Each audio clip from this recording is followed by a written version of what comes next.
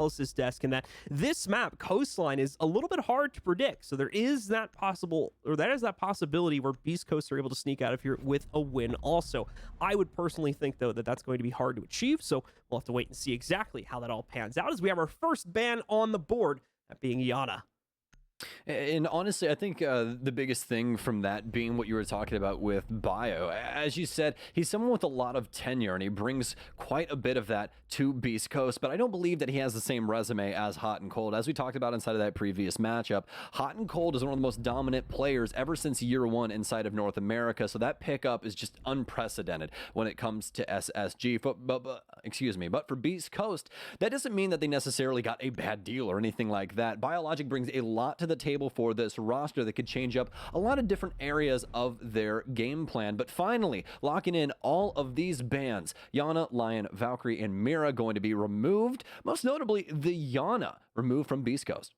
Yeah, we started to see quite a bit of Yana play, specifically at SI, more so than here in the NAL itself, but I'm imagining that's going to be something that is starting to spread over towards this region, was the consistent play that we were going to see from her, so choosing to just knock that out rather than deal with it here. And as well, we're going to get a Flores pick. We're seeing that quite a bit on the inside of our first two matches of the day, specifically for Dark Zero, if I'm remembering correctly. Didn't see it at all in our previous match, however, and now it's going to be making another reappearance here for OXG in the first round of our final map.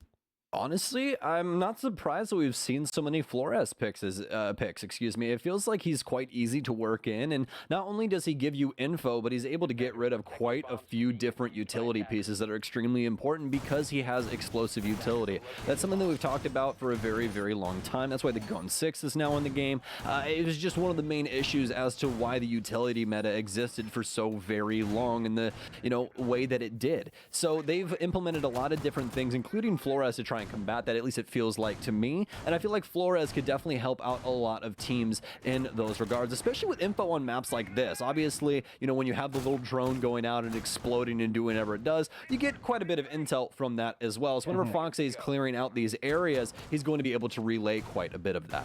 Not to mention that the overall concept of the operator is incredly simple. So it's not a very difficult thing to incorporate into team strategy. There's no, and he's got burn, man. He's got stuns. That's the biggest thing. Yeah. Like a huge thing about Rainbow Six on working operators in, and the thing that people miss a lot when it comes to why isn't this operator played inside of Pro League or any of our different regions. Well, it's simply do you have burn? Do you have something that the team can utilize overall to actually assist? That's the biggest things. When somebody's not really offering something up in the secondary department, but they offer something up in the primary, it just makes it very difficult to actually get some play out of them unless there's very specific operators. But either way, though, moving on from that, we're finally out and onto the field. Oxygen starting their clear of this map as well. They're bearing down onto Double Bar. Is going to be, I believe, a kitchen hold ultimately coming in here for Beast Coast as they try to fend things off, but a large majority of that defense being committed to the double bar, as Sam had just mentioned, not to mention upstairs as well. A lot of mobility coming in for right now for the Beast Coast, and that's panning out as they pick up the first kill. A quick response from Vertical, but Rudy also in the neighborhood here, going to try to pick up his own exchange and put Beast Coast back in control. Won't be too successful upon that, but what an angle going out against Kino. Kino takes that blast of bullets, but is still able to win a completely detached fight on the inside of Sunrise Bar as he takes down now his second player, also eliminating Sippin. A good start for the birthday boy here.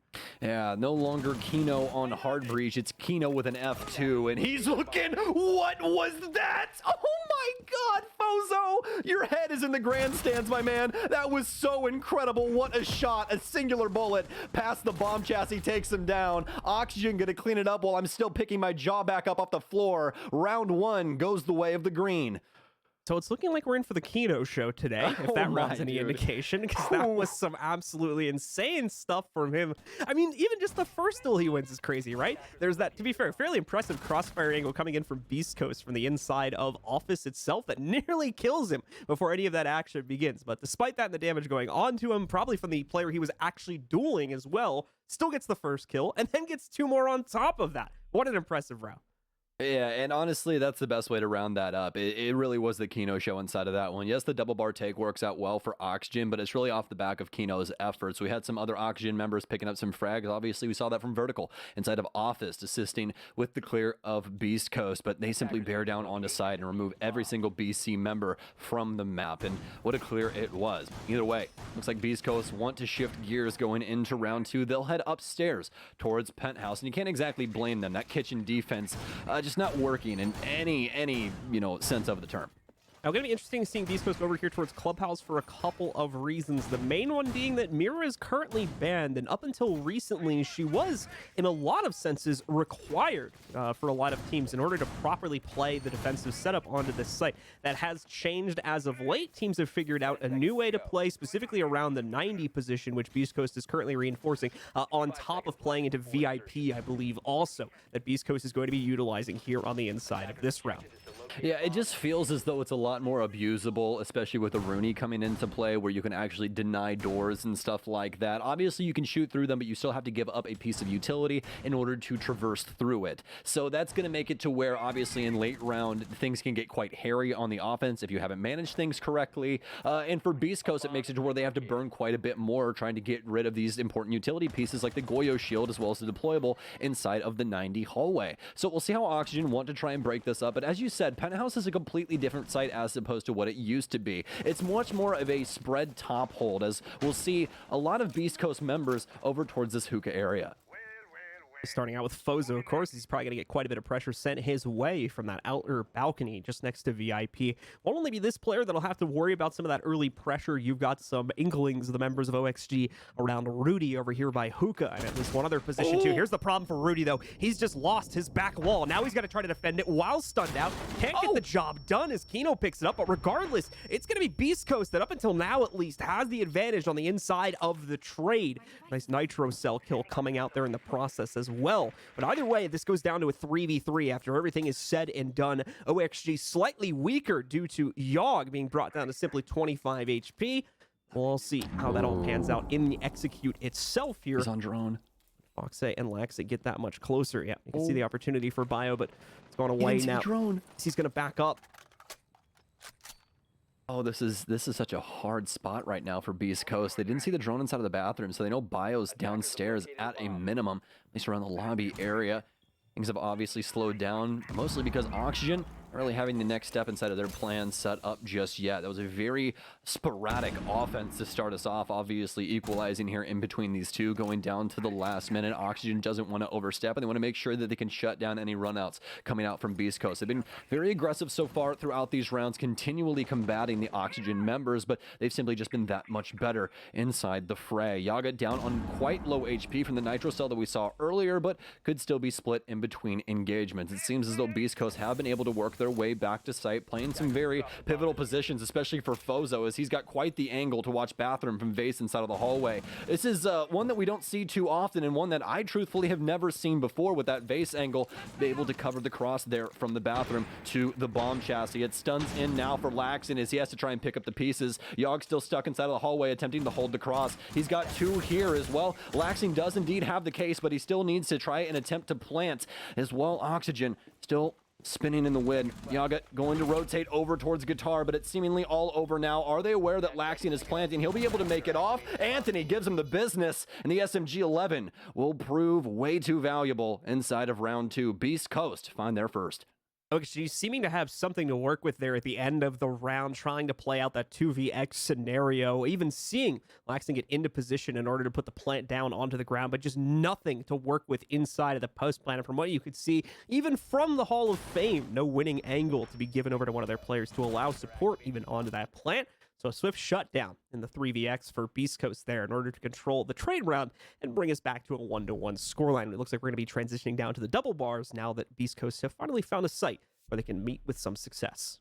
That was extremely well played there from Beast Coast. As we talked about inside of the, the prep phase, that site is quite difficult to defend, especially in the traditional means, right? You have to have a Mira, you're trying to play. Penthouse is more of a no man's land, and that's just not what it is anymore. It's that extended hold that we saw upstairs, attempted to delay time, but really truthfully cut things off around the VIP guitar area. You want to hold on to 90, and well, if you're Beast Coast, you also want to have a pretty awkward angle for the offense to work with, cutting right through Penthouse, making that cross to the safe spot that we usually see the plant go down nearly impossible if someone is manning that angle. So Beast Coast is with a very nice one-off round. I don't necessarily know if it'll work the next time around, but I surely hope we get to see it again. Yeah, it's obviously a very odd site hold in looking at how it's generally played out, so actually maybe just not being too familiar with that and kind of getting outbeaten due to the complexity of the strategy. With that said, however, we're going to go to the opposite of that now. This is pretty much how most teams tend to defend, from a general sense anyway, their double bar sites, leaving the blue bar itself relatively exposed while putting quite a bit of an emphasis on defense, and then the sunrise bar, the extension into kitchen, and probably your top roam a little bit there too. Yeah, you can always play this floor above if you necessarily want to. For Beast Coast, it's looking more like an extended hold, especially with what we saw going on with the kitchen area. It looks like they want to be able to have a cross, especially for beer here, and hold on to lobby as, well, that's extremely important when it comes down to blue. As you guys heard John talking about, and no, not the caster, the actual blue bar. Breaking that down and breaking the wall. Yeah, it gets very confusing, you know. Bio. He's able to get away from it. I'm going to shut up about my analysis for just a second, as Bio might be in some trouble, but things seemingly slowing down for the time being. Either way, though, lobby very important when it comes to holding down the blue bar. You really, really want that cross, and that's why that wall is destructed back and forth in between beer, just to allow any crossfires to help out Beast Coast in that area, which, well, seemingly might need some assistance early on here for Bio. Yeah, Bio actually with a slightly incorrect read there, thought the opponent went cross the breach, so ends up exposing himself even more to his opponent.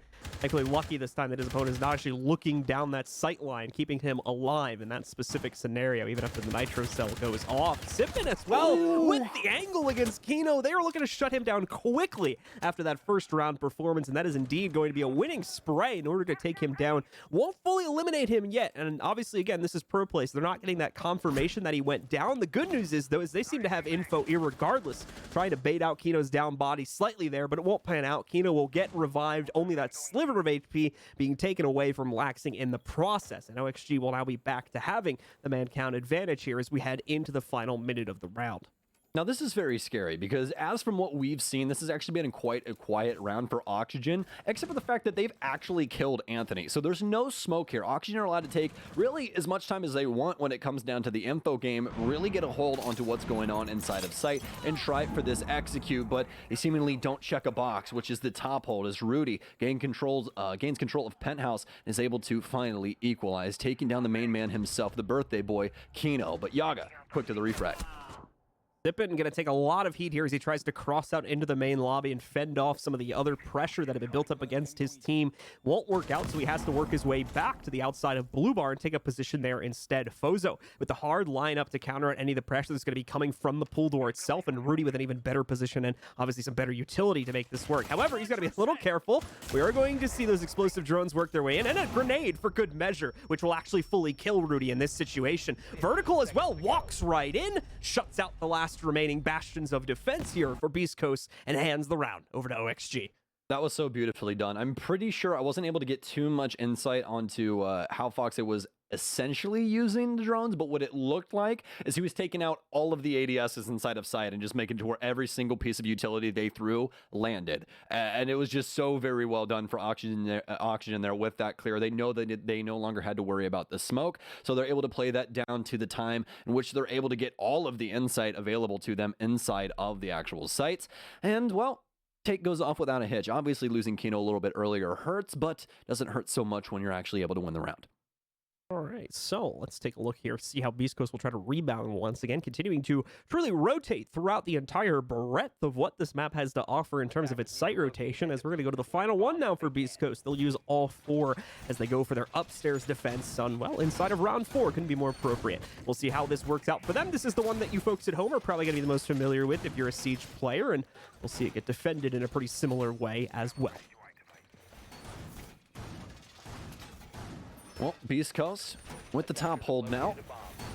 Maybe going back to basics here with the hookah setup and, well as with the utility department. All of these operators traditional when it comes down to hookah. Obviously, we don't see too much vigil nowadays, but obviously that's just more of an aggressive mindset here for BC. We'll see if they're able to get another spawn kill or something like that to start us off and put Oxygen on their back foot, or if OXG will get the lead off pick yet again. Remember, instead of that last round, able to take down the smoke, and that really set up what was going to happen throughout round 3, especially coming down to the execute.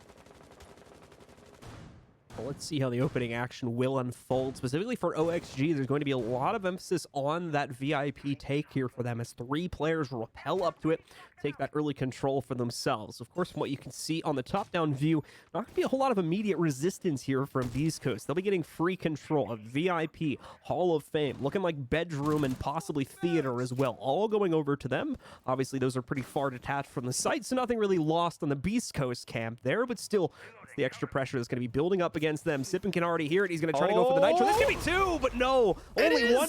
Oh, it is actually going to grab 2. Yogg, to be fair, will more than likely be revived, but either way, great lineup from Sippin to knock down both Vert and Yogg in the early round. I mean, Yaga, come on, just pick yourself up, man. It's fine. You know, Not anymore.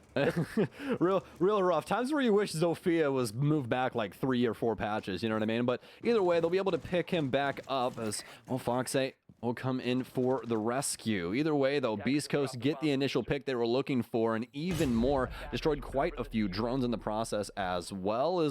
Bio's actually going to get knocked down inside of lobby from one of Laxian's air jabs, but nobody there to capitalize. I almost want to say he tripped it on purpose. He like really slowly walked towards it for a second there.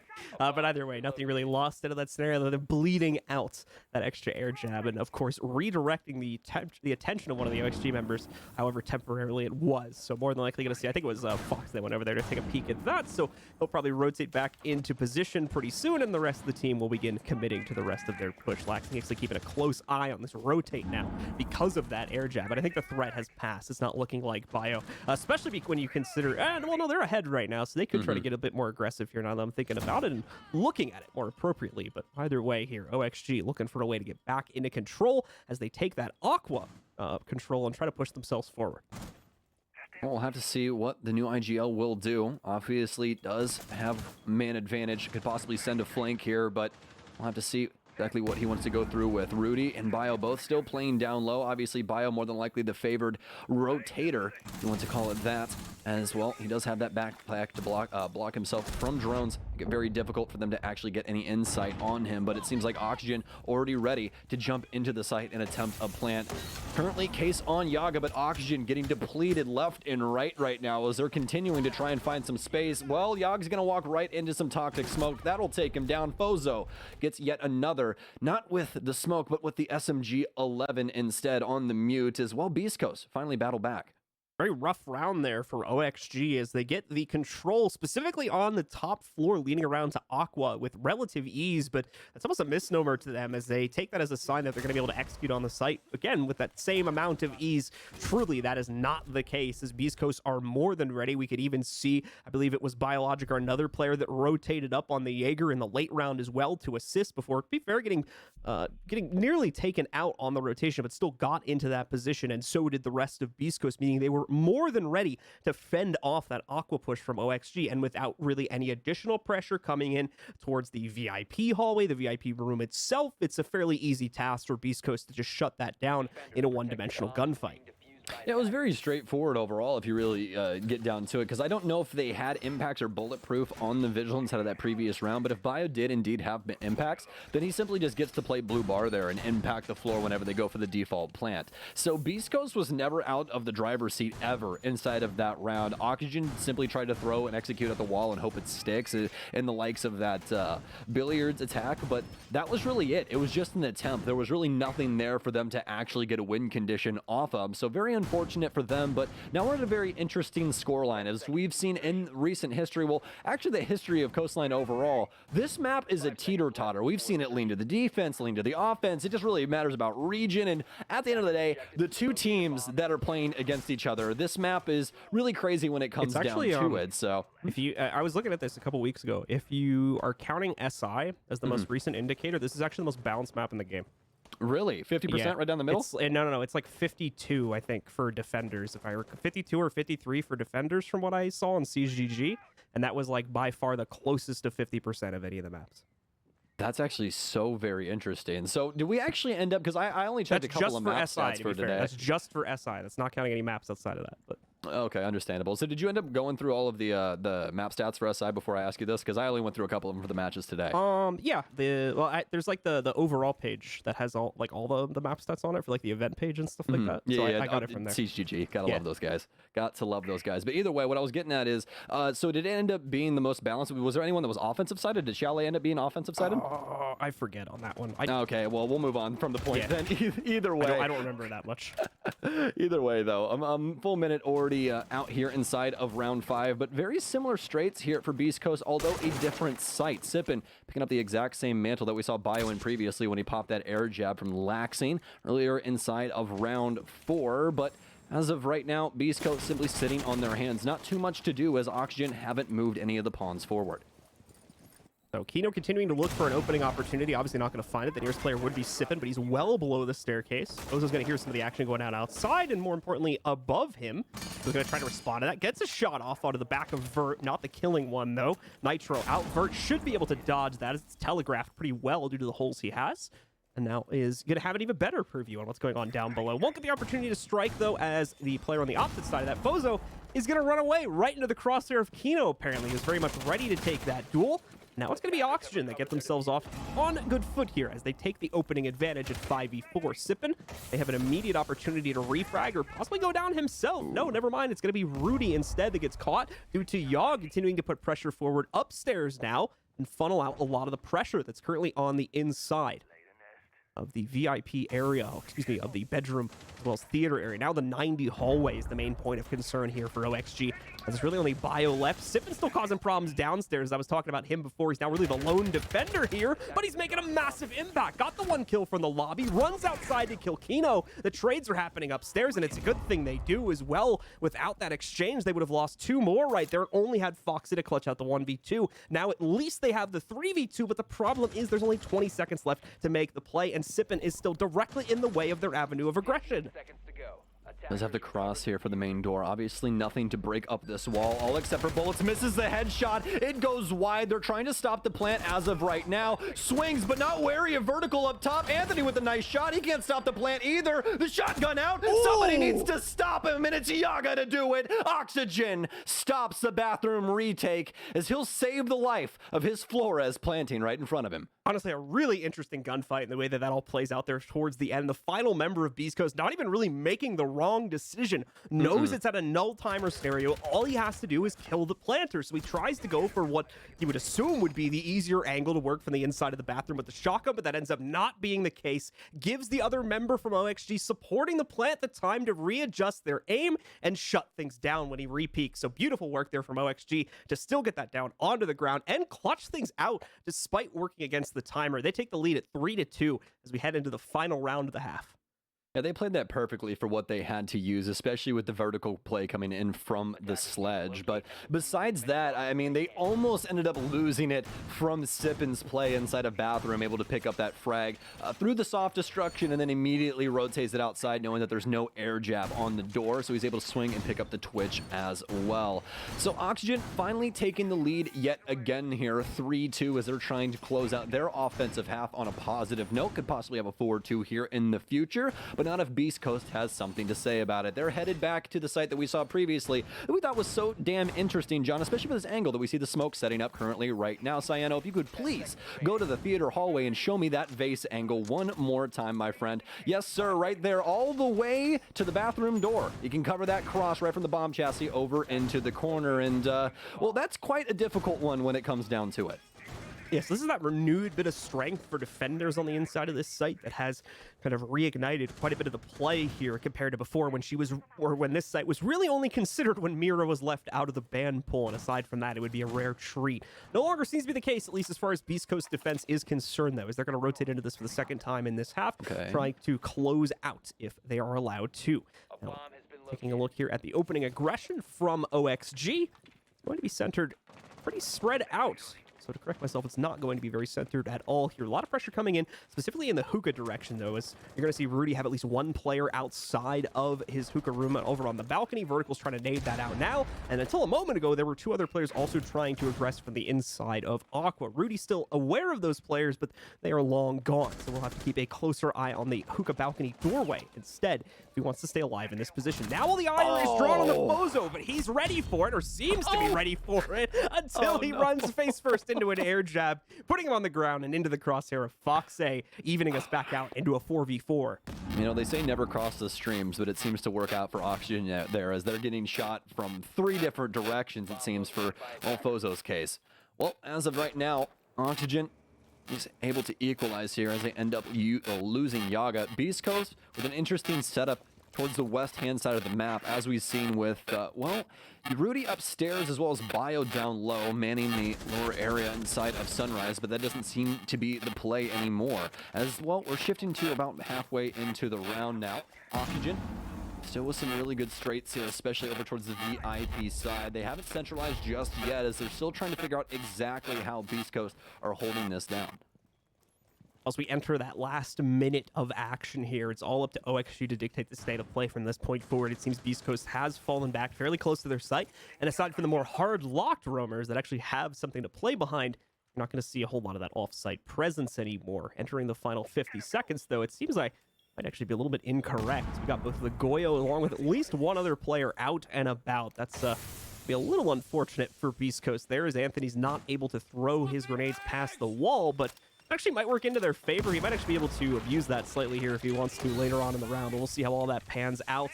Smoke trying to block access now for the first attempt at OXG to actually get to the inside, but it hasn't really worked out. We are going to see Foxay get to the corner, try to put this plant attempt down on the ground. Anthony resisting it a little bit, though, as he takes out Laxing and brings his attacking force down to only 2. In a 2v3, though, post-plant also. This is very workable. The vertical can't find the angle he needs. Foxay does, though. He takes down yet another player. Let's add one more to his count as well, as he's got Sippin in a down state, now dead. Bio, the only one left, takes out his old teammate, but can he knock out Vertical as well? He's got about 10 seconds here to make it happen, but no, Vertical, ready for the fight this time, ends it instead, and OXG will take the round.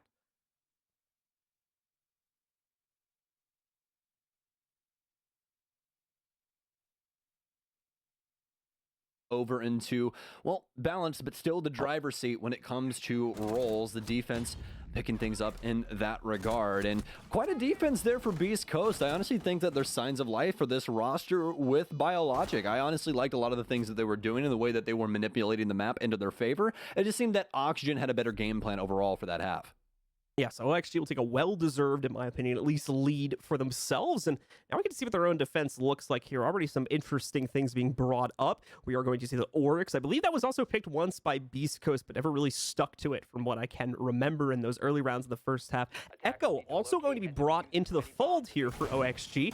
Operator that they're no stranger to, but can have some great impact in terms of late-round utility usage if they can get those drones in the correct position. Obviously not going to have the invisibility effect anymore, and we've seen a slight change of role to a certain extent with regards to that change, but that late round plant denial is still going to be the main reason for utility. At least you'd want to have this operator in your pocket. Yeah, he's actually very, very good when it comes to this site as well, because there's a ton of different places you can hide his drones, and that's the biggest thing as of right now for Echo is there an opportunity for you to hide that yokai to where it's going to exist for the rest of the round, and you have an opportunity to actually shut down that plant. And with Sunrise especially, there's quite a few different areas where you can manipulate the drone into like the top racks or something like that and hide it away from the offense. We'll have to see if Oxygen can possibly get away with the bag in that regard, but Oxygen definitely set up for success inside of this double bar defense. Finally, though, Beast Coast are out the gates for the first time here on offense. And they're going to be bringing Sippin with the Jackal as well as the Nomad, which we saw Oxygen bringing before. Oh, well. Vert gonna get denied, though, right at the start of this round here. Don't Rudy stare him in the eyes like that, Rudy. trained and ready to go on that peak from Vertical, and we'll get the instant denial. Vertical, as you can see, just probably gonna spend the rest of this round keeping an eye on those yokais in order to help out Yogg to the best of his own capability here. But either way, a solid start for Beast Coast as they're able to take out that roaming Jaeger within the first 5 to 10 seconds of the round. Well, nice start here for Beast Coast, but Oxygen They have an opportunity to refrag here. Foxy going to abandon luggage upstairs and instead work his way down into security. Knows that there's more than likely multiple Beast Coast members attempting to work this top floor, especially with the Jackal track starting to come in, so a little more than likely has some semblance of where Beast Coast are based upon where they were moving around inside of the prep phase. So Beast Coast starting off strong so far, have the top floor to themselves, but we'll have to see if they can make it worthwhile. To continue to see the time tick down. A very passive hold here now from OXG after having lost a vertical, not able to get themselves any sort of early fights. Not that they're necessarily one-to-one anymore either here. You can see Foxy still restricted to the inside of security. It's more than likely just going to be sticking around here, though. He's got a pretty hard lock point, and more importantly, he could come into play in a big way in the late round if Beast Coast try to play any of their post-plant positions from that front lobby area. Sippin as well continuing to get some great info, such as that player right there, right next to him. Sippin not done that, could have ended up peeking into his own grave there, so some good usage of the utility in order to scout out Kino's spot, and no more importantly that getting down the cool vibe stair is going to be a little bit more of an effort than they might have been thinking a few seconds prior. Kino, though, ready for the fight, trying to play these harsh angles, hoping that he could get the headshot off on the M590. So far, excuse me, no dice, though, and we're actually going to see another kill scored by Beast Coast as they're able to take out Yogg. Oxygen slowly dwindling, but that doesn't mean that they can't fight back. Obviously, losing a couple of members, but still have opportunity, especially with utility given at hand for Oxygen to try and get a refrag here or something to get them into this round. But as Foxy goes down, this is looking less and less likely. Finally, a frag comes up for Kinos. He'll take down one. Laxing gets another, but not before Fozo is able to take down Kino. Laxing still has the possibility to clean up the last two, is aware of the player on vibes. He's going to have the initial insight as well as he swings. Bomb now going down. Anthony more than likely going to have to abandon ship, but no, Fozo pushes the angle. So smart in the moment to make sure Laxing can't work his way back into Sunrise and stop the plant from going down. Nice stuff on the offense so far from Beast Coast as they'll claim round one. Yeah, Laxing with a great read on the situation, trying to capitalize as best he could. Unfortunately, the length of that rotate allowed Fozo to have a bit of clairvoyance as well and realize, oh, he's clearly going for my planter. Let me stop this. And it's just a short couple steps walk for him to get into the angle to do that. Valiant attempt by both the shotgun players, though. Kino finding one from Cool Vibes and Laxing nearly dueling it out against everyone else on this roster with the SMG-11, but obviously does not pan out fully, and Beast Coast are able to find a nice resurgence at the beginning of the second half in order to put them back into somewhat controlling shape here at 3-4. Still going to be behind, but if they keep up that type of pace here, especially when it comes to the early round where OXG weren't really able to do all that much, if we're being honest, the Beast Coast are going to be in great shape in the second half.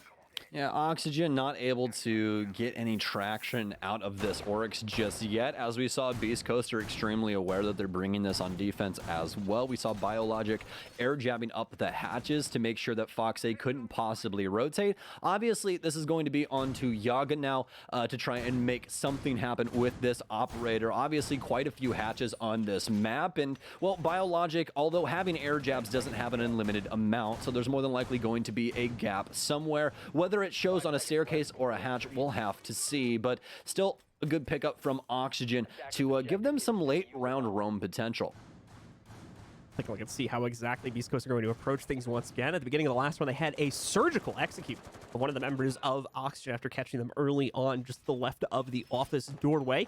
Doubt we're going to see that same mistake made again by OXG, but take a look at this. Beast Coast might just waltz right in. There's the plant attempt already. It is immediately going to be resisted by Kino. Bio with the trade, though, and this is going down. They're not going to be able to stop it. The plant's already on the ground. Anthony is gone, and we are in a 4v3 post plant. I believe less than 30 seconds into the round was when they attempted to put that down. Boza with a great post plant there was able to get one for himself, Laxing a fast read to trade that out. Now it's down to Anthony and Rudy to change up the fate for this squad here. We're going to see them attempt to get directly on top of the defuse as well, and they're going to get it for the most part. No, it's interrupted for just a moment, but ultimately doesn't matter as Laxing tears everyone to shreds. It's a triple kill on the round for him, and OXG quickly get the counter defuse against that very creative push that we see from Beast Coast.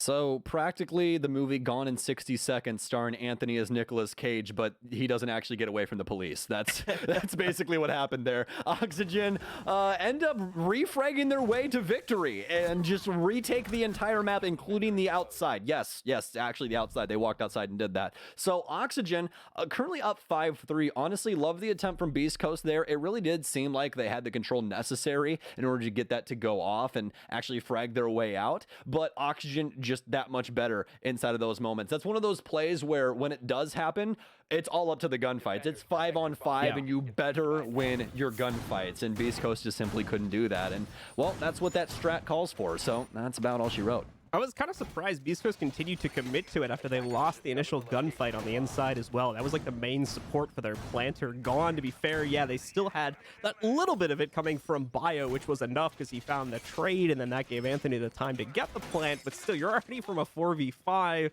Now you've got to worry about these guys jumping out windows, and you're at a disadvantage. It was a tough one for Beast Coast to win right from the outset, but still, got to respect the attempt at a minimum to try something like that, especially in a game that's traditionally played incredibly slowly like Siege. See, that's exactly what I'm saying. Like, you got to open up that playbook sometimes and just go for something, especially in a game like this. You're always 2 kills away from the other team just being so downtrodden they might not win the round. Like, you know, there's a very limited utility pool when it comes to Rainbow Six Siege, and when certain people die, you simply just can't get jobs done, and that's what makes the game so very difficult, because you need people for different things. So, you know, when you're starting to lose members early on for the crosses and stuff like that, it just gets overly complex, and there's a million different ways that the round can possibly go, but, you know, that's all just insight into the round, and players possibly making plays off of everything that they have at their disposal, whether it be info or audio or what have you. That's just, things that happen strictly inside of this game for us. It's very difficult when it comes down to it. Either way, though, looks like Beast Coast do want to try and handle a top clear here, as Sippin will be the first one in the door, but not the first one dead. That only goes up to Biologic, the new IGL here for BC, as he'll be taken down. That means no air jabs to try and combat the roam from OXG. Foxley gets put into a little bit of a hot spot there for a moment, but is able to evacuate through the center hole of this very donut-shaped map. He'll jump back down and be in a great position to play out the late round here, but obviously does have to give over that remaining top floor control to his opponents. He's wasted a good minute off the clock on top of there, of course, being that opening pick against Bio as well, though. So his job more than done in this specific situation here. Obviously still going to have to deal with the consequences of giving Beast Coast that extra time, but they'll worry about that later on in the round, because now they can afford to lose the extra player.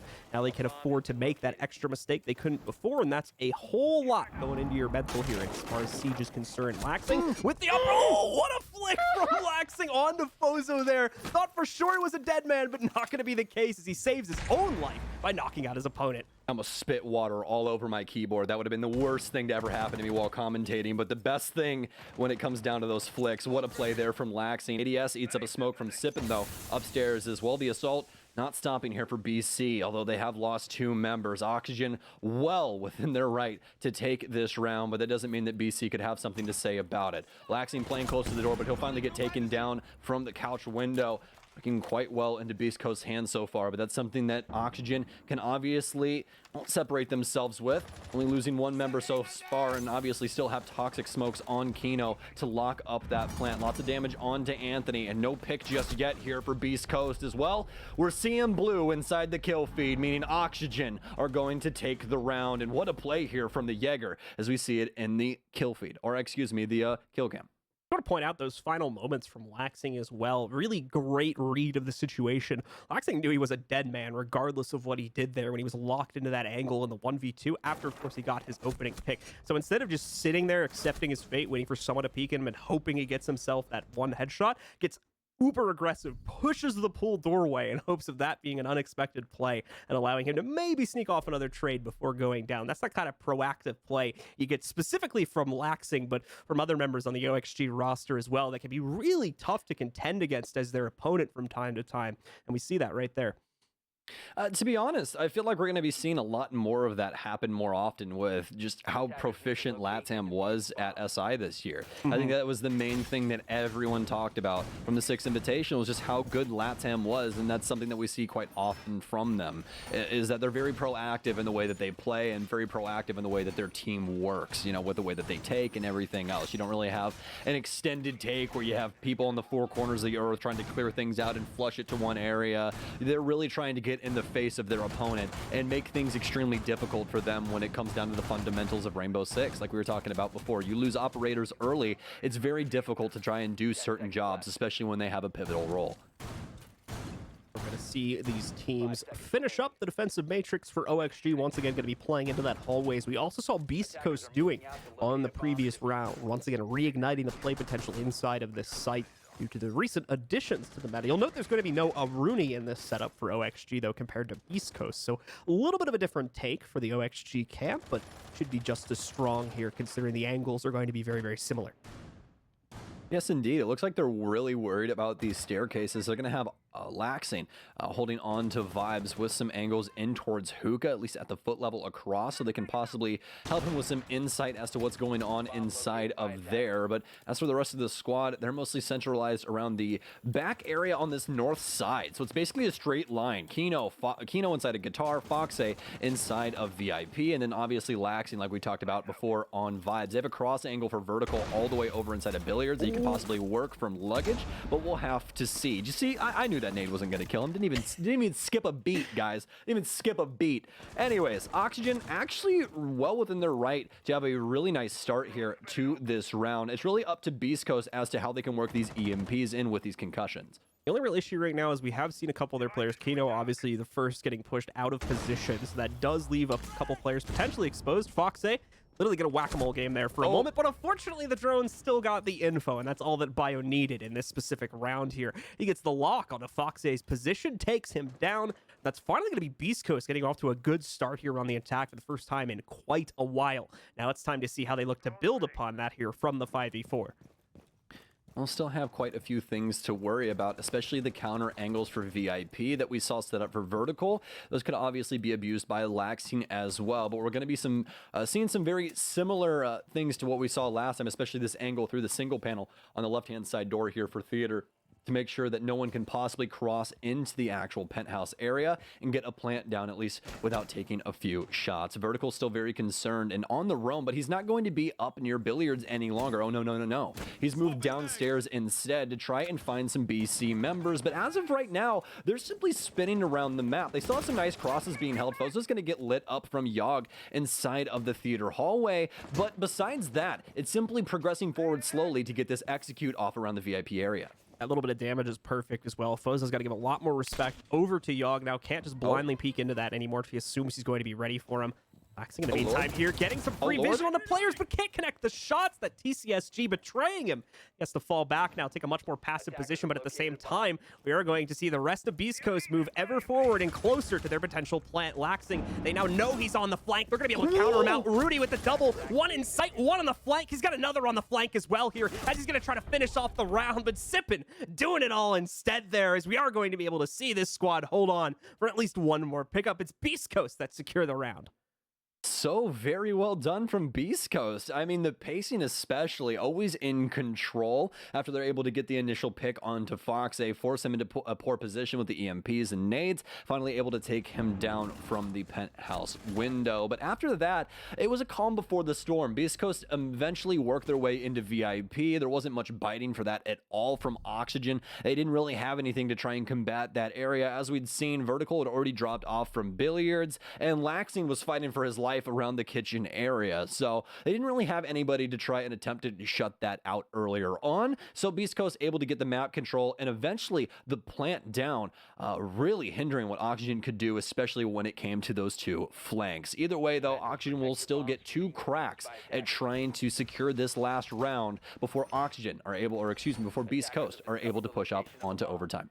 The flex picks here for OXG are quite interesting. We've seen the operator, specifically on the defensive side, change up quite a bit from where things started out. The Oryx, most notably, I think, changing hands. It was on Foxy, if I recall correctly, back in round number 1, but now Yogg's picked it up. Foxy's gone over towards a Legion, in fact. So we've got a really interesting lineup of operators that OXG are going to bring onto the table to try to restrict map presence, you know, globally across this map, I would say, with the operators they're bringing to the table, and then obviously try to hone it back towards the site once that timer gets a little bit lower. Yeah, absolutely. And I think that's something that we're going to see them continue to try and do. Is it works really well. It just didn't necessarily work inside of that previous round. But this one, more than likely going to work out a little bit better, especially since they're more than likely going to be able to hold on to this top floor for quite some time. This is extended all the way over to Aqua, but this simply might be reinforcements and backing up to safer positions here for OXG. We'll have to see what they have going on here in a couple of seconds. But besides that, it's going to be 3 men downstairs. Kino currently holding on to Kitchen, as well as Yogg working security side. A pretty quiet opening few moments here. Nobody getting that free opening pick as we had seen at the beginning of this half here.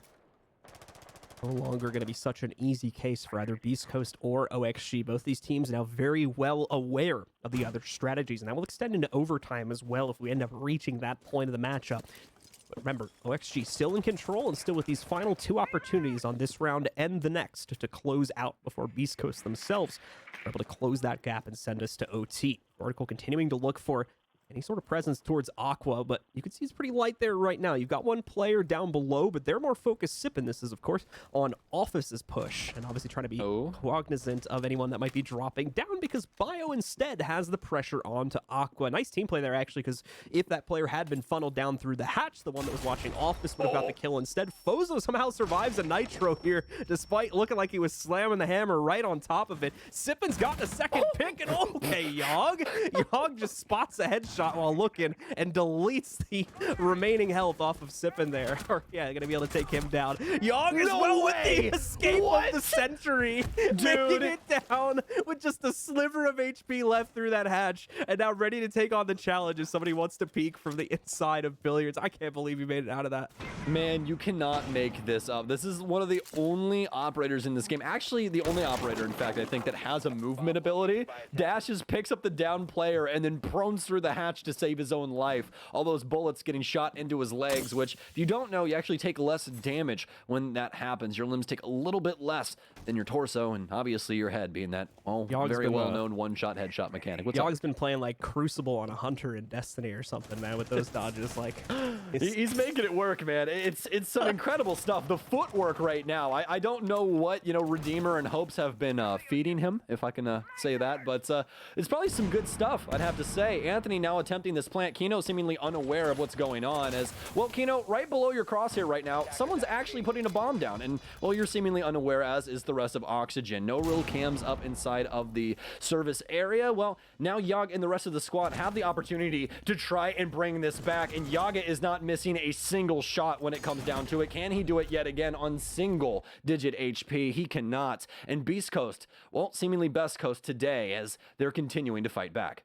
Yogg certainly making those kills look clean, but not clean enough to win out the round, unfortunately. There is Beast Coast's early round work is that much more proficient against the holds from OXG here. Really great work, specifically when it comes to that roam clear. Beast Coast quickly realizing that OXG are going to try to play this heavy on the early round, trying to pick up kills there and abuse that quite a bit as they're able to knock down the first player on the inside of Aqua with relative ease, and then just play out their advantage man-to-man from that point forward all the way down to the end of the round as they take control of the site. Great stuff from Beast Coast. It's not super flashy or anything like that, but it's exactly what they need to get outside of this matchup, and that's what they're focusing on right now, taking this to OT and coming out on top of a team that's very hard to control.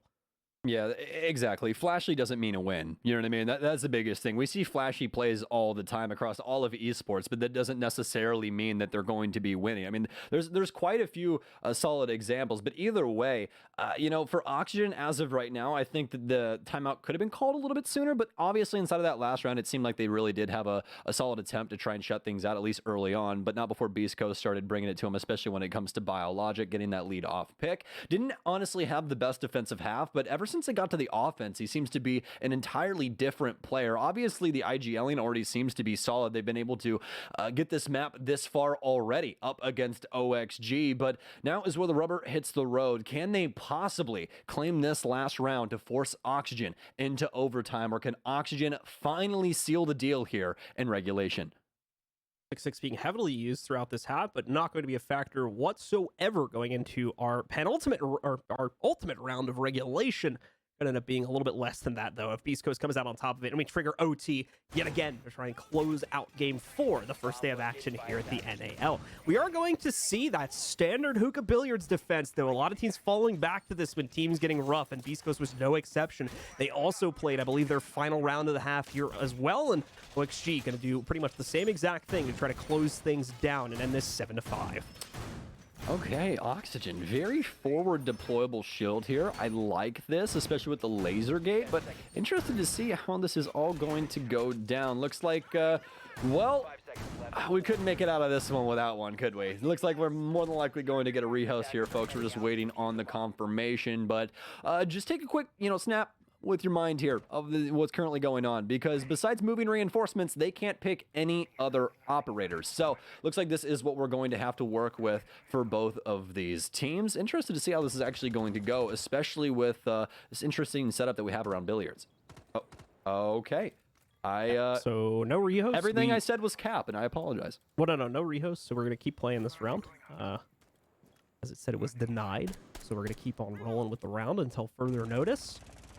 As we take a look at the moment-to-moment action here for Beast Coast, a lot of the focus right now is on clearing out that usual VIP spot that can be used as a springboard for the rest of your execute, especially if you're having trouble getting control of the more problematic parts of the map, like the entryway coming in from the hookah balcony or aqua towards the bottom left of your screen. So Beast Coast going to take the easier, specifically considering OXG's setup, the easier of those three options here at the beginning of the round, is for the most part, they'll be able to just walk right in and take it.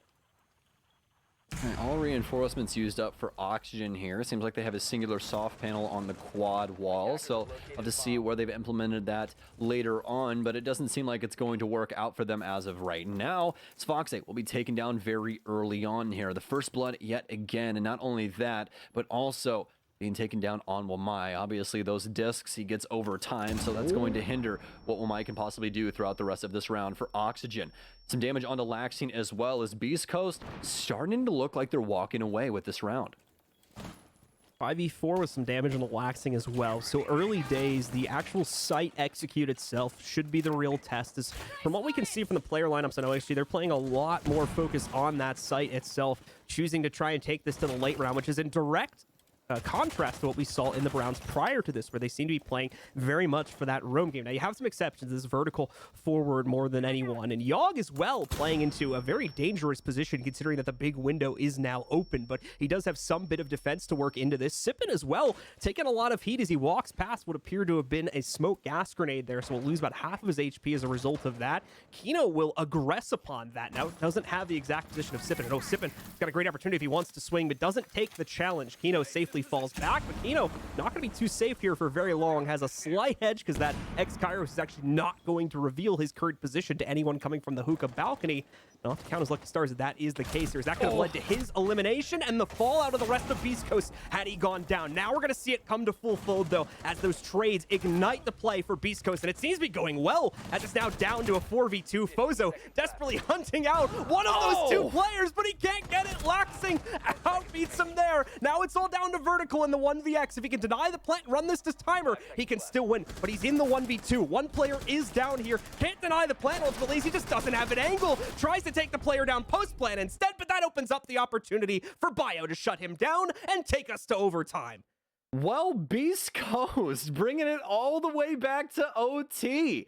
And, well, looks like we're finally going to get that rehost more than likely and get things fixed here. We'll have to see how that ends up going. But either way, Beast Coast have actually gotten here. And that's the biggest thing, right? So that's, well, over these last couple of rounds, John, Beast Coast honestly haven't been doing anything all that crazy. There hasn't been some epiphany of what they've been doing. The clears have been very strong. They've been able to get the leadoff pick quite often and usually end up abusing that extremely well. We see the info game working out for them well, especially inside of that round where they were able to get the exact positioning of Yaga on that deployable shield. There was a lot of positive notes there for Beast Coast that Oxygen simply couldn't combat.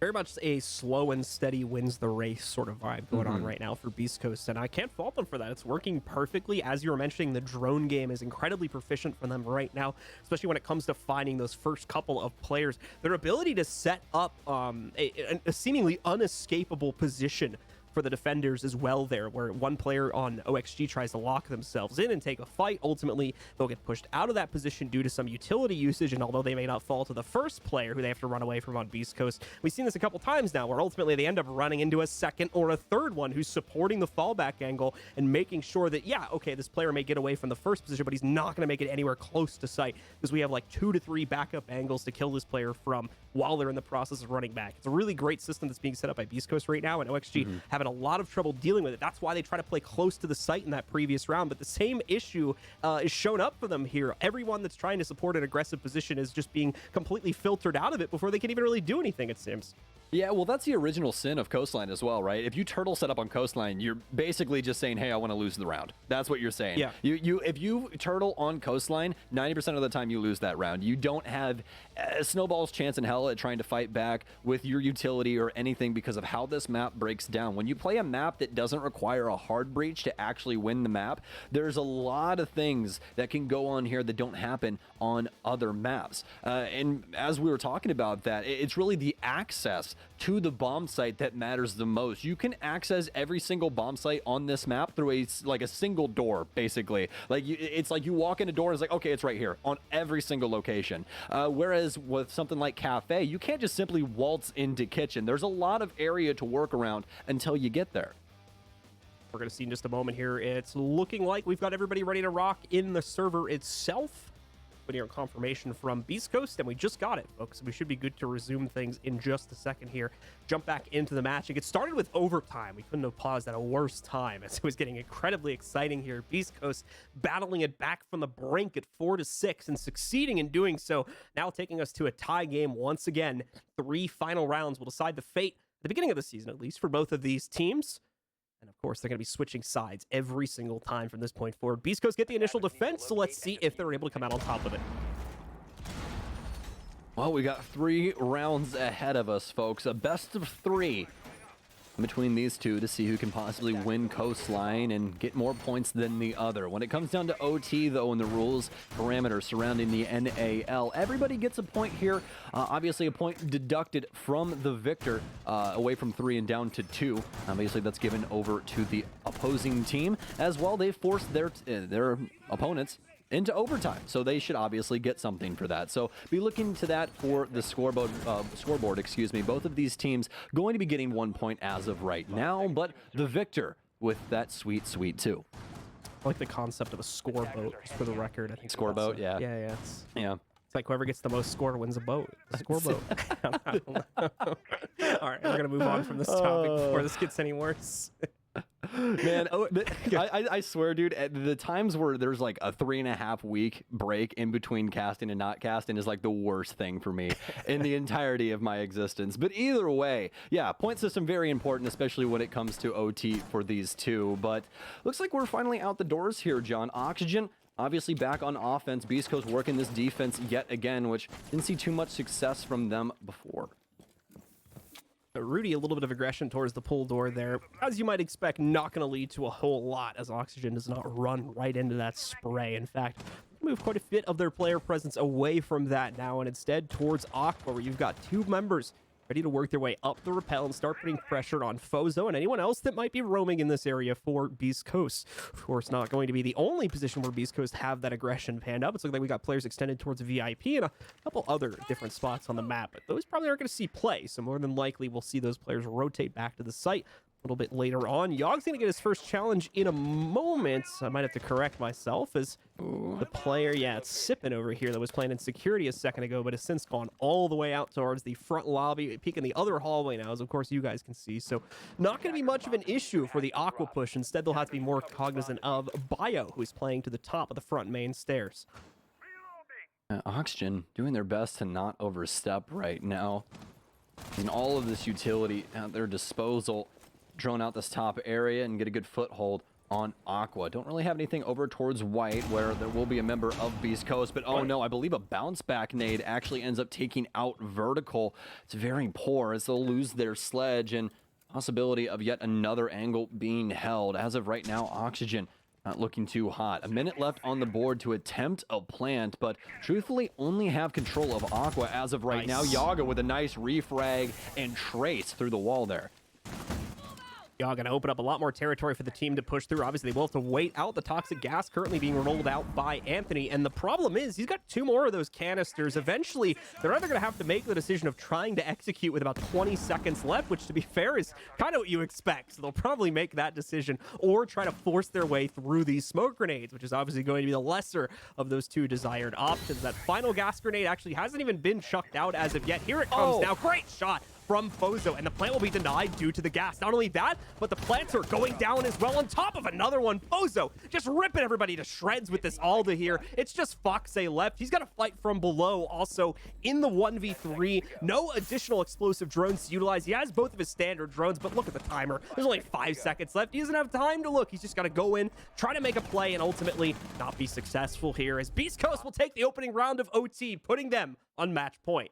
Oh, Beast Coast look set up to knock off the #1 team from stage 1 inside of North America right here, right now. Beast Coast of all rosters as well, man. It took one switch, John. It took one switch. Somebody was like, hey, man, I know what to do in the mid round. Let's just do this. And now they're winning games. Is this what happens? I don't really know, but there's only one way to find out, and it's play out these next 2 rounds. As for Oxygen, inside of that last round, just not really getting what they needed inside of the opening minute. They end up losing one of their members very early on. Beast Coast capitalizing off of that yet again. These defenses set up so very well, especially when it came down to the way that they were able to clear out those angles and played their crosses. I love the position that they had for their smoke inside of that as well. As with the recent smoke propagation changes, he really can't play inside of Pink anymore and smoke through the wall, so they moved him on over to Vase, have the Maestro play there instead, and well, we all saw how the 81 ended up being the law inside of that one. New pick coming in here. I don't believe we've seen OXG use this on their defense as of yet, so Foxo would bring yet another operator into the pool here for his personal picks inside of this matchup. Pulse also going to be brought out now as well to try to get them better intel about what's going on more than likely against the top. Clear can work just as well from top to bottom as well.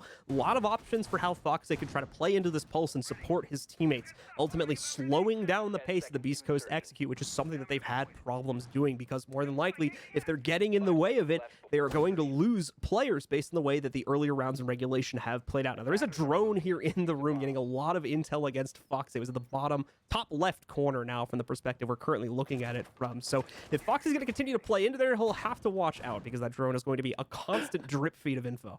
Poor Sayano. Sayano's on top of the server inside of security. They're not on it right now. You need to zoom in. It's right there in the corner. Yeah. So I hope the viewers saw it when it was highlighted more than anything, because you're not going to be there. Right there. Hey, perfect timing. Yo, thank you so much, OXG. We really, excuse me, Beast Coast. We really appreciate you guys. But speaking of Oxygen, they're going to be combating this south side here, as this seems to be the main take as for Beast Coast right now. Actually manning the security window as well. This is something that we don't see happen too often, actually. Yes, it'll be popped and somebody will hold a cross angle, possibly from that balcony that's right outside the office door, but not really work it. See that one happen. We're going to at least have it inside of this one, and it does actually provide a really solid cutoff and puts Yaga in a really bad area. That's exactly why they're doing this right now. Rudy ends up getting lit up, and Yaga's actually going to make it out, although Rudy will end up catching the counter angle and starts dealing some damage to those feet. I love how Young is just dodging like 4 different players' bullets right now. Foxe sits nice and safe outside the room, giving him an exact player count of how many people are shooting bullets at him. Hey, man, you should really get out of that room. It doesn't... It's like, hey, there's a 3. No, now 2. Nope, 3 again. Yeah, just don't get shot. was basically like the comms for the past 30 seconds on the inside of this room. You can see Yogg trying to get aggressive too. He was occasionally trying to fight back and in fact got a bit of damage off on Rudy, but ultimately, yeah, you can't fight against that when there's that many angles bearing down on you. The wrong step leads to your death, so it's better to just back away from that situation, as we ultimately saw Yogg do. That gives over the office control to Beast Coast and the first avenue of execute, but here comes Foxy rotating up through Cool Vibes, shutting down the first push from Fozo. It might have been a mistake here, assuming that the player from Aqua already went in, but it's already been corrected. Oh, maybe not. He's being shot from below. There's nowhere to escape for Foxy right now, but still, another kill from OXG rolls up onto the board. Bio going down. Sippin confirms Foxy. That much we already knew was going to happen. Now the 3 remaining on Beast Coast have to face off against the 4 still standing from OXG. It's looking like the plant may go down without contention as well. Yeah, they didn't realize it was happening until far too late, so Anthony sneaks this off. Now that timer starts ticking in the opposite direction, and the pressure's on Oxygen. The pressure's on Yaga, especially on this flank, to shut this up and shut this out. Anthony, obviously, very aware what's going on with that. Sippin currently manning the door, but is he worried about the vertical play upstairs? No, Laxton with the retake, and that's going to be all she wrote inside of that round. Although BC does end up getting the plant down, they don't have the post-plant necessary to hold up not only the flank, but multiple separate angles that Oxygen are able to work. This is going to push us up and on to match point overtime. 7-7 here, the full 15 rounds necessary in between these two on Coastline. Oxygen obviously back to offense, and BC switching sides as well towards defense. And obviously in between these two, we've actually seen some very unique setups. I honestly think that Beast Coast's offense is looking extremely solid on this map. Their defenses have been pretty good, but I would say that all except for really what we saw inside of Pent was just kind of rudimentary stuff from them. We saw some very good roams especially, but what I've seen the most out of this roster is Bio and his ability to play a lot of different operators throughout their defensive sides. Either way, though, an impressive win coming out from OXG ties us back up at 7-7, and as Stokes is mentioning, takes us to the ultimate round of this matchup here. Time for OXG to try and close out on one final attacking round. Otherwise, we're going to be looking at Beast Coast being the surprise winner of this matchup. Everybody thinking that OXG was going to be taking this one, myself included in that, but Beast Coast proving themselves to be quite the formidable opponent, obviously on a tricky map, also Coastline. You know, like we were talking about earlier, statistically speaking, from our most recent international event being the most even map in the pool, and as such, one of the more difficult ones to play into, especially with the new options that have been presented to teams to play into the sites such as Theater Upstairs, which had largely been reserved for kind of like a Mira cheese strat up until recently. And so she was banned out quite often. We wouldn't see the site get played. No longer the case. We're seeing it played all over the place by teams now. The entire pool of sites now valid to be brought into the fold, and that's making this map a very, very difficult onion to unwrap. That's like a really weird metaphor, but that's the best I could think of on a dime. Let's move on. I mean, hey, you know, it's just we've just been rolling out the vaccine so well. We've just been able to open up everything, man. It's just this is how it works. You know what I mean? So you roll out the vaccine, you start opening up sites. There you go. Either way, another thing that was unrollable.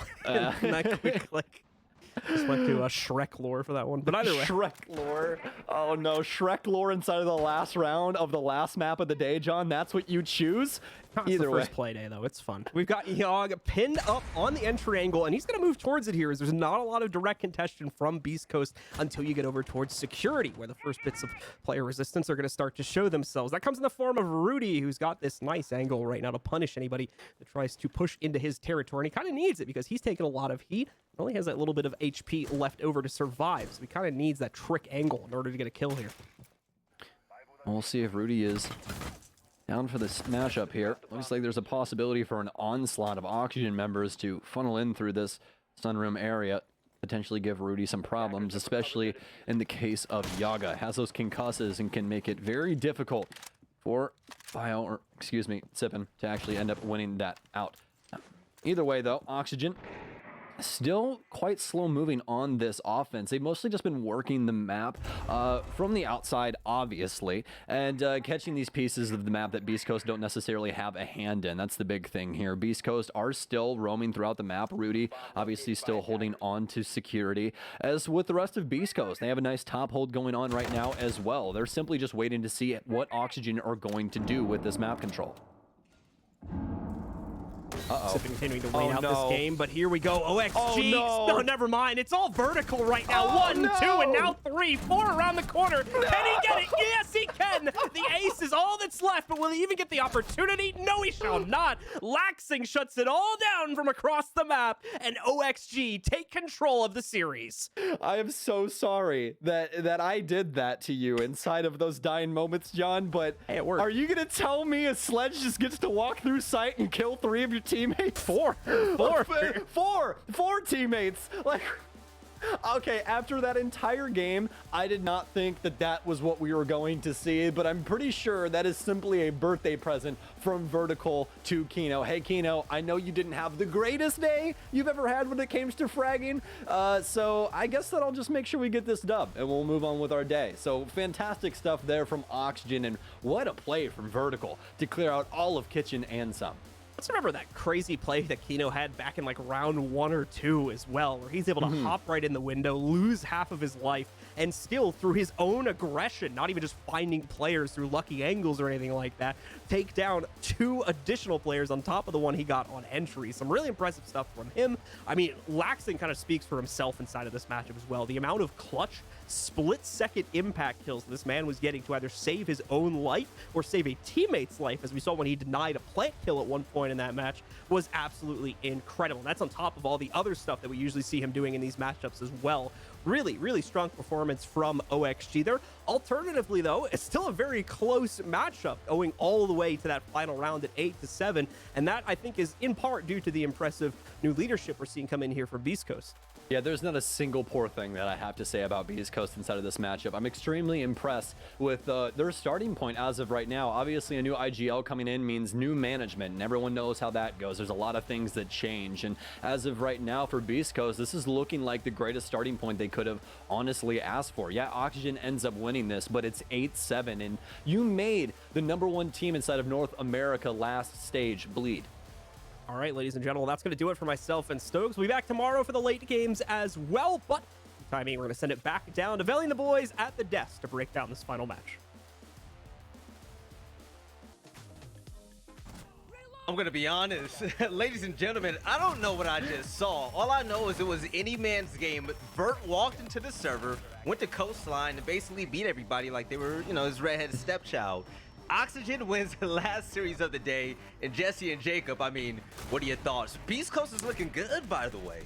That was one of Beast Coast's best games by far, other than the ones that they were able to claim in Stage 1. The fact that they could go toe-to-toe with the Stage 1 winner after that SI performance, take nothing away from the way that Beast Coast played this aside from round 15. OXG, they understand how to frag, where to do it when it's most pivotal. Laxing, can you stop being nasty with the SMG? This was a fantastic showing from everybody in the lobby today. If Beast Coast played this really well, and for Oxygen, I think a message was delivered here that, this stage is not going to be easy. You might be the favorites in a lot of people's eyes, but that doesn't mean that you can walk over any team in this league. Beast Coast showed up. They played fantastic. Oxygen played relatively well as well. I don't think it was flawless, but I think they played a good game of Siege.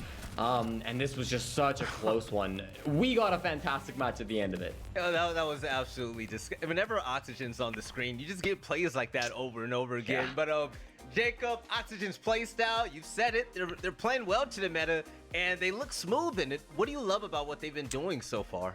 Well, ever since we had some of that utility dump meta removed over the course of the past 3+ months now, it's kind of turned more into a gunner's meta. And if we are in a situation where it comes down to gunfights, more often than it does about dumping utility, then it's simply a matter of who shoots better. Is it OXG or is it Beast Coast? It was a very close game, but take nothing away, like I mentioned, from the way that Beast Coast were able to adapt their playstyle, change up a couple of operator roles, and go toe-to-toe up until round 15 with OXG. But still, end of the day, that last round is proof that OXG understand when to take these gunfights better than almost any other team in North America. Jesse, there was a point in time where we laughed because we thought that I cursed Oxygen to lose as well. It'd be 0-4 for the day.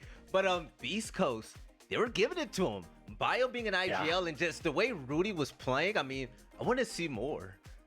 Oh, me too. This looks like a totally new Beast Coast that we've never seen before. I mean, from stage 1 to now, seems like night and day. We're only 1 day in, but I really do have high hopes for the rest of this roster. I mean, look at Fozo. I mean, Fozo in stage 1 was the lowest rated player below anybody on Xset, below Luke.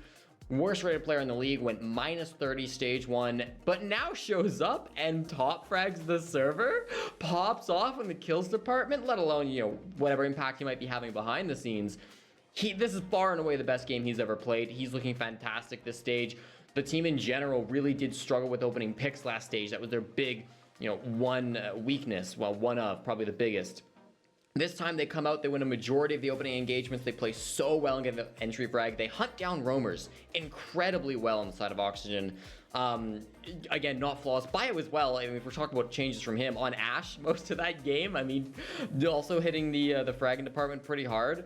It's just night and day, and obviously they lost it. They didn't play a perfect game, but they played really well, and compared to what I was expecting, they blew my expectations out of the water. Yep, and expectations. When we saw Yogg, Jacob, you remember this, when we saw Yogg on Oryx, and he had no health at all, and was able to get so much value out of that round and what he was able to do with his gunplay.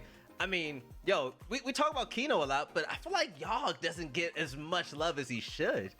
Nah, because we thought he was going to pop off in stage 1, and it took until after he gets to SI and then comes back for us to really see the main reasons for why OXG wanted to grab him. He can take risks, he can flake, he can do it all, and he was doing his job impeccably, just like he was doing it at the Invitational. He doesn't get enough credit, you're absolutely right, so let's start piling more of it on, because if he doesn't do that, especially with Oryx on their defensive roam, then they do not pull this win out of the bag. Yeah, so let's skip and talk about Beast Coast for a second, even though they lost, and let's keep this an open forum. But Jesse, I'm going to start with you first. Sure. From what we've seen so far, they really didn't have an identity stage 1. They looked a mess. We were questioning their attack at first, and then they started to pick it up, and they started to steamroll through in order to take it to overtime. What are your expectations, or what were you most impressed by from what we saw from them? I mean, there's a lot of things that impressed me about Beast Coast in that game. I think particularly, it seemed like they really did have good coordination hunting down those roamers, as I mentioned ahead of time.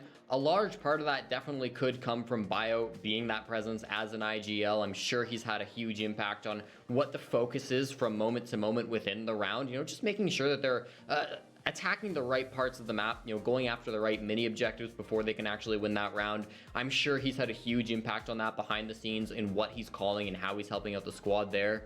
I think that they've done a really good job just on coastline in particular. You know, those penthouse defenses, whether it was them defending or them attacking, it really did seem like they knew what they were doing going up against that bomb site and holding that bomb site. So it really did seem like they'd done their homework in that category. And yeah, it really does seem like, again, a night and day difference in the team, and it's really nice to see. Will it continue? I hope Maybe. So. I hope so too. I don't know that we can definitively say this is them for the rest of the season. You know, it's one game. We'll be calm about it, but overall, first game of the season looks really good. Hey, we'll give them the love for what we've seen so far, but we actually have an interview with a player from the winning team. It's going to be none other than... it's going to be Yaga. Put him on the screen. Let's go. You know, we don't hear much from him, so I'm really excited for this. Yaga, how you doing? Listen, first off, Yaga, you come in here with a straight face. Was that last round just nerve-wracking? Because it was anyone's game. Yeah, definitely. Did not want to go to overtime with those guys, but we did, so I'm glad we pulled it out.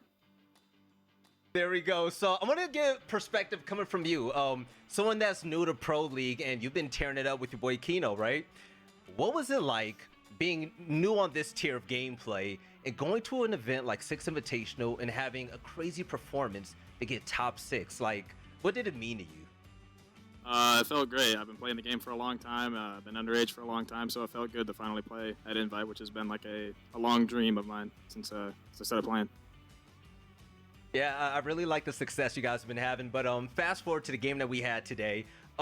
You're Rome.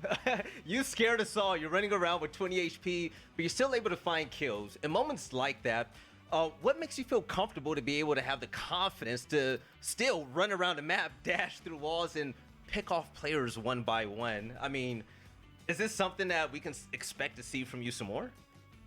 Yeah, definitely. Especially on a map like Coastline, you can get wild on that map. You can get slippery. Oh yeah. So what are your expectations for the future of Oxygen? And you know, what can we expect this season? You guys are #1 on the leaderboard. Do you see anybody even challenging you guys for that spot? Honestly. Yeah, I mean, there's definitely some good teams. Obviously, I was a close one with Beast Coast, Yeah. but we think we'll get first place again. We just play how we play.